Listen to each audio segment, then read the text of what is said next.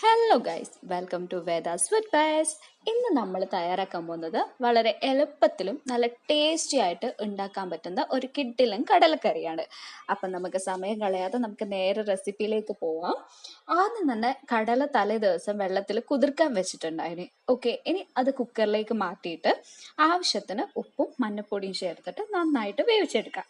Okay, അപ്പം ഈ കടല വേയുന്ന സമയത്ത് നമുക്ക് സവാള, തക്കാളി, പച്ചമുളക് അവയൊക്കെ ചെറുതായിട്ട് അരിഞ്ഞു വെക്കാം. ഓക്കെ, അപ്പോൾ ഇപ്പോൾ നമ്മുടെ കടല നന്നായിട്ട് വെന്ത് കഴിഞ്ഞിട്ടുണ്ട്. ഇനി ഒരു പാൻ ചൂടാക്കിയിട്ട് അതിലേക്ക് വെളിച്ചെണ്ണ ഒഴിച്ചിട്ട് നമുക്ക് കടുക് പൊട്ടിക്കാം. അതിനുശേഷം സവാളയും പച്ചമുളക്, ഇഞ്ചി വെളുത്തുള്ളി പേസ്റ്റ് അതൊക്കെ ചേർത്ത് നല്ലൊരു നിറം വരുന്നവരെ വഴറ്റിയെടുക്കാം. ഓക്കെ, അടുത്തതായിട്ട് തക്കാളി ചേർത്തിട്ട് നന്നായിട്ട് വഴറ്റുക. ഇത് വേഗം നമുക്ക് മൂടി വെച്ച് കഴിഞ്ഞാൽ തക്കാളി നമുക്ക് വേഗം വെന്ത് കിട്ടും. ഓക്കെ, തക്കാളിയും സവാളയൊക്കെ നന്നായിട്ട് വഴന്നു കഴിഞ്ഞാൽ മഞ്ഞപ്പൊടി, മുളക് പൊടി, ആവശ്യത്തിന് ഉപ്പ്, ചിക്കൻ മസാല, ഗരം മസാല അതും ചേർത്തിട്ട് ഇളക്കാം.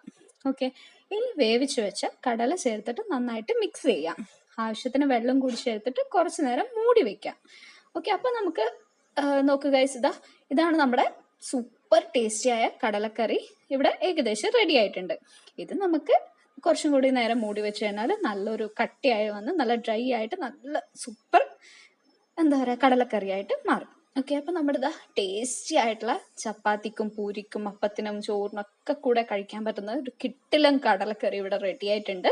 അപ്പൊ നിങ്ങളും തീർച്ചയായിട്ടും ട്രൈ ചെയ്ത് നോക്കുക. റെസിപ്പി ഇഷ്ടമായാൽ വീഡിയോ ലൈക്ക് ചെയ്യുക, ഷെയർ ചെയ്യുക, ചാനൽ സബ്സ്ക്രൈബ് ചെയ്യുക. അപ്പൊ വീണ്ടും ഒരു പുതിയ റെസിപ്പി ആയിട്ട് കാണാം. Bye guys.